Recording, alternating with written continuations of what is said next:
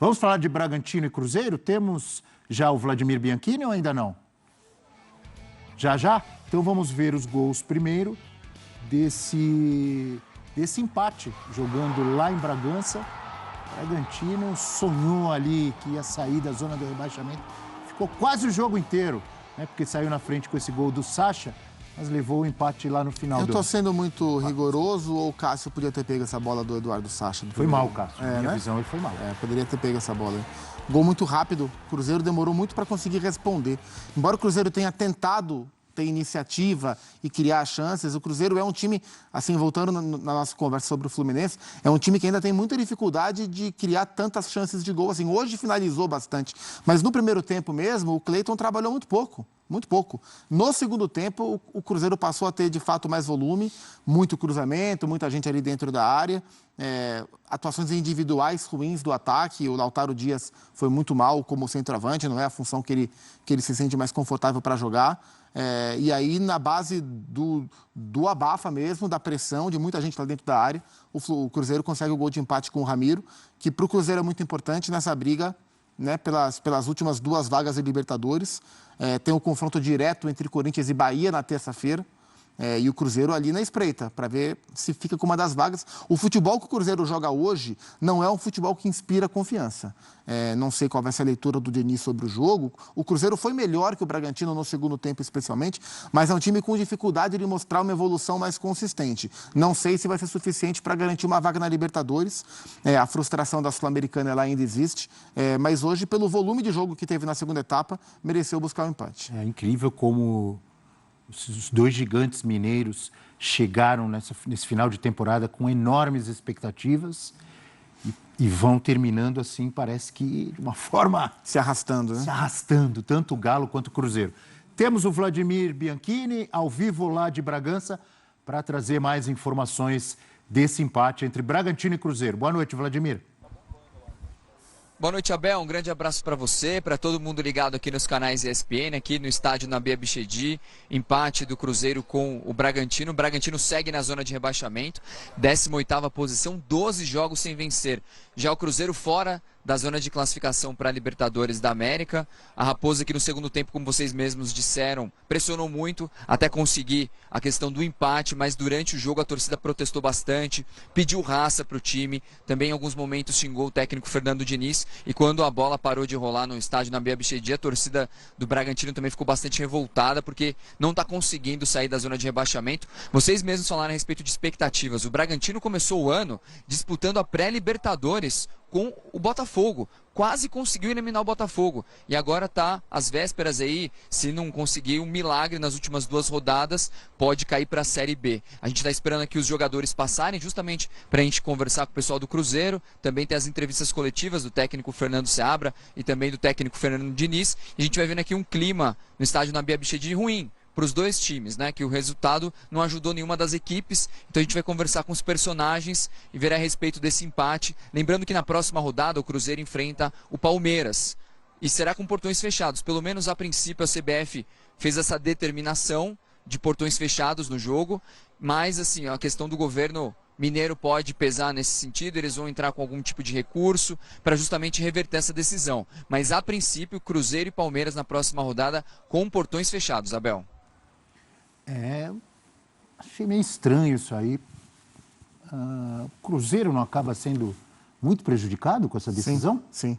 Concorda comigo? Concordo. Assim, eu sou a favor de ter as 2 torcidas no estádio. Assim, é a obrigação das autoridades de segurança pública garantirem a segurança. Junto com o clube mandante? Sim. Junto com o Cruzeiro? Sim, sem dúvida, dentro do estádio. Porque daqui a pouco, então, nós vamos fechar todos os estádios, tudo jogo sem torcida, porque tem confusão para tudo que é lugar. É o reconhecimento da falência da segurança pública.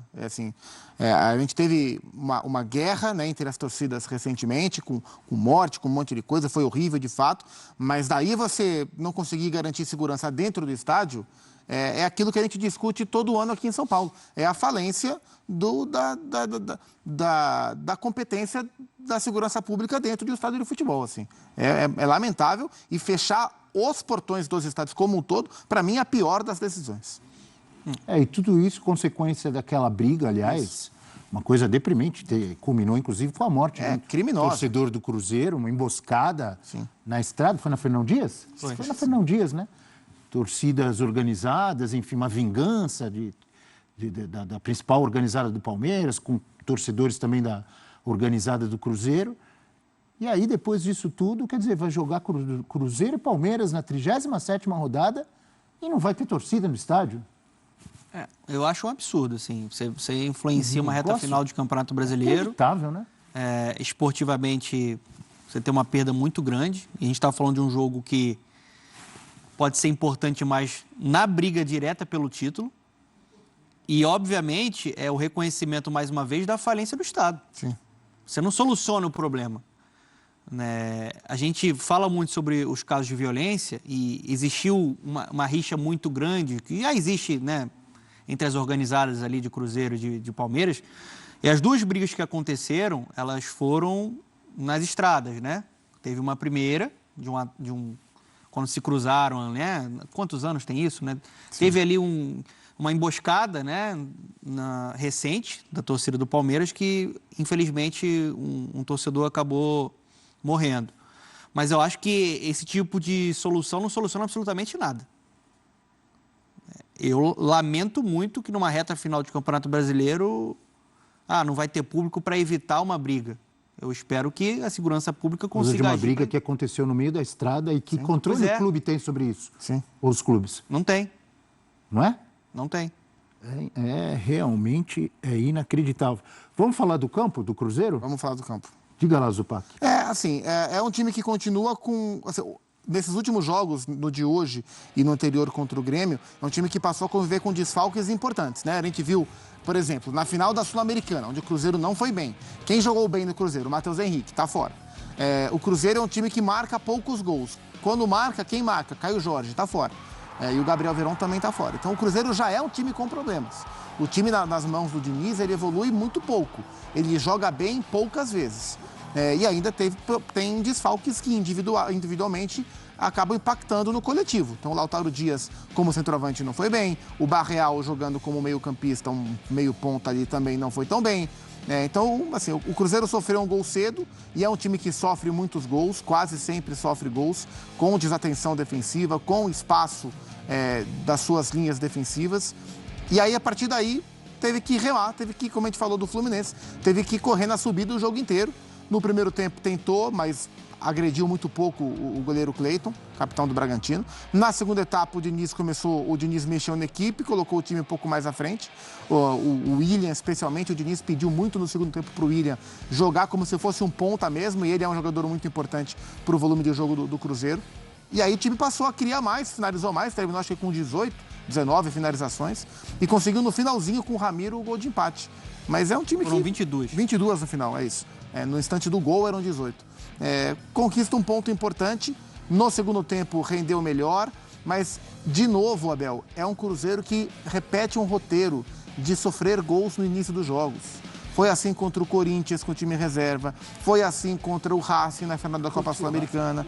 Poderia ter sido assim contra o Lanús na semifinal. O Lanús criou muito no começo, mas para sorte do Cruzeiro, o Lanús não marcou e depois o Cruzeiro venceu o jogo na Argentina. Foi assim hoje de novo. Então, assim, já não é um time consolidado. Se o time toda hora está correndo na subida, tomando gol cedo, não há planejamento que sustente. E isso impacta na própria tranquilidade do Cruzeiro para evoluir como time. Hoje melhorou no segundo tempo e conseguiu buscar o empate. Mas são muitos problemas, especialmente defensivos, que o time tem nesse começo de trabalho do Diniz. E está muito distante do padrão Diniz, né, de jogo. Tem muita posse de bola, mas é um time que não consegue envolver o adversário. Ele tem que suar muito para